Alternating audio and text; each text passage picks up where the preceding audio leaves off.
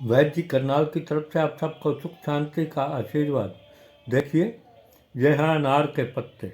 अनार के ताज़े पत्तों के 1 किलो रस में मिश्री मिलाकर शरबत बना लें। 20-20 ग्राम दिन में 2-3 बार चाटने से आवाज़ का भारीपन, खांसी, नज़ला तथा प्रतिशय दूर होता है। और इसके अलावा जो है, छाया में इसको सुखा लें तो इसका छाया में सुखाकर इन पत्तों को बारीक चूर्ण बना लें।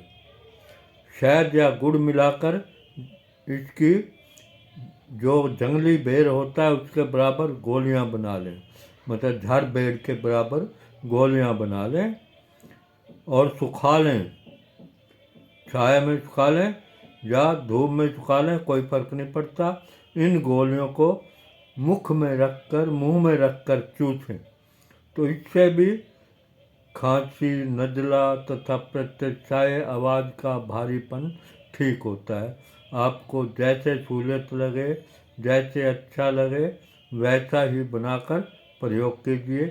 मेरे चैनल वैद्य करनाल को देखते रहिए और शेयर ज़रूर कीजिए ताकि सबका फायदा हो, सबका भला हो।